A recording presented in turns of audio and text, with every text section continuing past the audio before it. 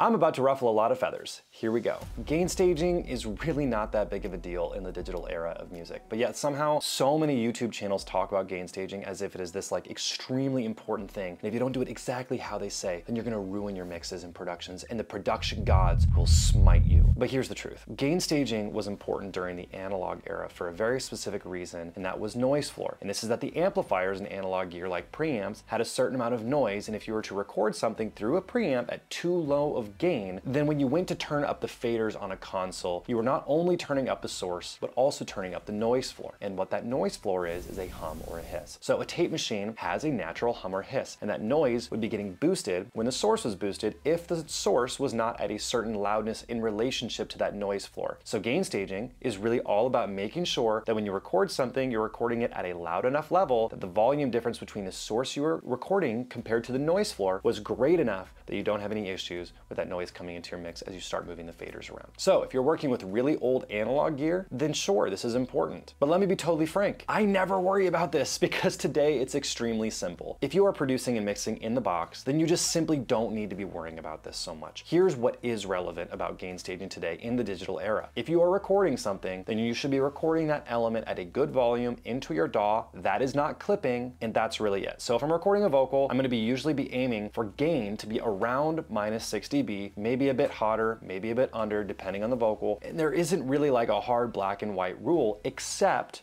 don't clip. That is the hard rule. In previous videos, I've talked about -6 being a good target because unfortunately, a lot of home studio producers end up pushing their gain really hot and wind up clipping. So I say that not as a rule, but as a good and safe threshold for those who may have a tendency to push it and clip. So if you're clipping your source, that's bad, pretty much always. Now, clipping in your DAW after you've recorded is a different thing, or clipping with processing, that's different. But what we are talking about is specifically recording something on the way into your DAW from your interface or from your preamp. Colt Caparoon made a video about gain staging and the two philosophies around gain staging when it comes to actually tracking in. It's a good video because he's talking about gain staging in a practical way for those who are using analog gear. But he's also talking about it very differently than these other YouTube producers are talking about it. Okay? And also, if you're not using analog gear, like most home studio producers, then this really doesn't matter as much. And if you're mixing in the box, you're not using analog gear, then it really does not matter. Because his whole reason for gain staging is so he doesn't have to mess with analog settings when he's mixing, which is not an issue of noise floor. Most of you will never have to worry about this. The core thing is that you must make sure that you do not clip your audio signal when you're recording into your DAW. So if you're running a vocal or guitar or whatever from your interface into your DAW, don't clip. Like, I know I've said that so many times already. That's the most important thing you need to know. That is the only thing that is really, really, really important. Nothing else really matters that much. Because even if you record at a pretty low volume in your DAW, like -20 on a part, you can literally just use a plugin like a compressor, just turn up the output on that compressor, right? Modern interfaces and preamps do not have the same noise issue that gear used to have. In other words, our equipment today is extremely quiet. It just doesn't cause problems to record quietly. So if you record something quietly, just turn it up. Like, boost the input or the output on your compressor. If you boost the input, obviously the threshold, that's a whole different thing. But this whole issue is that so many videos talk about gain staging. Like, it's this extremely important thing that if you do not gain stage your mix, then you are in super big trouble. But again, the only thing that matters is just don't clip when you record. If you do that, then you are safe with everything else. Like, you could record at -6 dB or -18 dB or -20 dB, and the end result can still be the same. It can still sound good. So let me just kind of give you an illustration of what I'm talking about. If I'm recording a vocal, I'm gonna adjust the gain on my preamp to ensure that I'm not clipping. In my case, I am running through a pre and a 2A compressor analog. Most of you are probably not, so you're just gonna run it through your interface, that's all. You're gonna be using the gain knob to adjust the gain. So I'm gonna set my levels at the loudest point I'm hitting to be around -6 dB. Again, the number is not as important, just don't clip, that's it.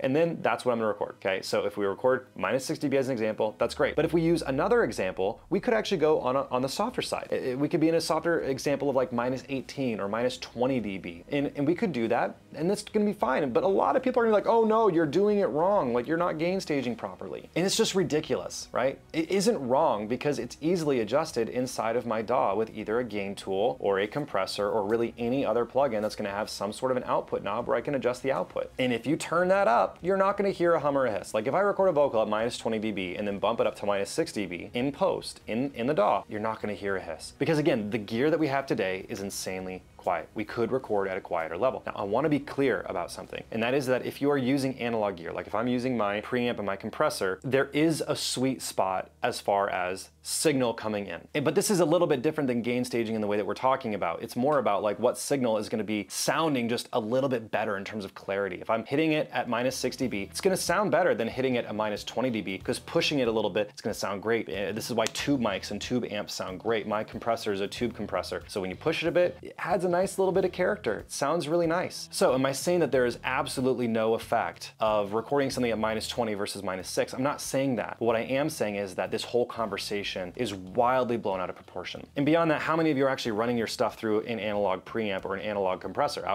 would take a guess that's not very many. Again, just try to hit around that -6 dB threshold and everything's gonna be fine. Like literally everything's gonna be fine. As a side note, because I know that this might be something that does come up, if you record super quiet, like super quiet on a cheap interface, like a really cheap one, like an M audio interface or whatever, you might actually get a little bit of noise floor. In that case, just turn the gain up. Like that's all that matters. And this is the only thing that you're gonna have an issue with potentially, but you'd have to be recording at an incredibly quiet level for that to happen. Colt's audience is definitely more likely to have analog gear than mine because he talks so much more about analog gear on his channel. And in his case, it matters more because he's talking about actually inserting analog gear in the mix process. But even in his video, again, his reason for doing this is very different than the videos that we're seeing that are getting hundreds of thousands or even millions of views on YouTube, basically teaching people about gain staging in a way that is just kind of ridiculous. This is a problem. This is such a big problem because what happens is that a lot of home studio producers fall into this trap that if they are not doing XYZ or following some rule or they're not doing exactly this way, then they are just doing it wrong. What I'm saying is it's not a big deal. This whole thing is overblown. Want to know how much time I spend thinking about this when I'm working? I don't.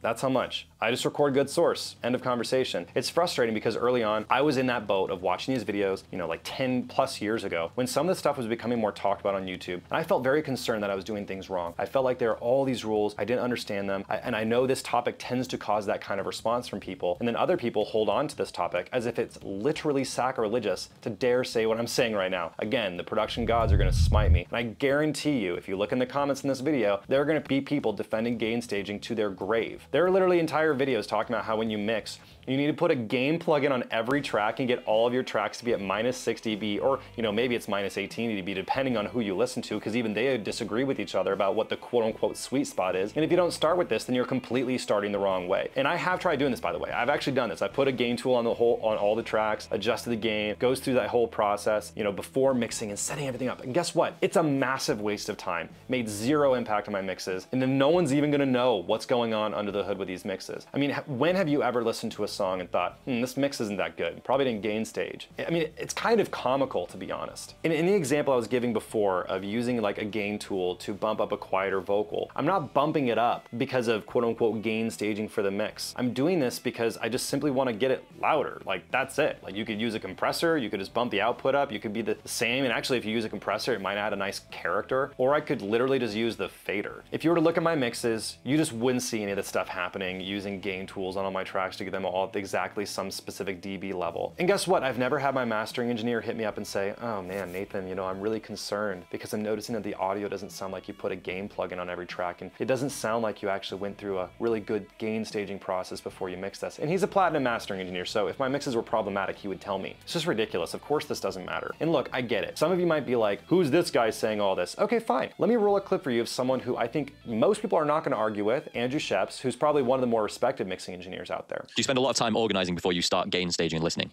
Yeah, and I never gain stage. Like, what is that? I have VCAs all over the session where I can change the gain structure in lots of different ways at any time. So yeah, the gain staging is just like, oh, I'm hitting the mix bus too hard. Great, pull everything down. Oh, I'm not hitting the mix bus hard enough. Right, push everything up. And there's 3 or 4 different places I can do that. So yeah, you can watch that video because he talks about it a little bit more. And his whole point is just blowing it off. It's like, I don't do that. Like, it doesn't matter. I focus on what sounds good. I use my ears. The end. I'll link that below as well as Colt's video. But the point here is that if you're recording everything properly, which is gain staging, which is just the levels that you're recording into your DAW, we're all doing this and whenever we record, as long as you're not clipping, it does not matter. You don't need to gain stage when you mix. You don't need to be all worried about this when you start a mix, or you don't need to be adding a gain plugin to every track, or normalize your tracks, or go through an hour-long process of meticulously making sure everything is like quote-unquote correct decibel level. It's just nonsense. It's incredibly outdated. It's not necessary in the digital realm of audio. If things are really hot or really quiet, just turn it up or turn it down. It's that simple. Use your ears. If it sounds good, it is good. If I start mixing and everything is just piping hot, I turn it down. And if you look at my mixes, you'll notice that a lot of my faders are dropped pretty low. below because it doesn't matter. My whole point is that you do not need to stress about this. You do not need to be freaking out over this or getting headaches over this. I'm just gonna recap the whole video.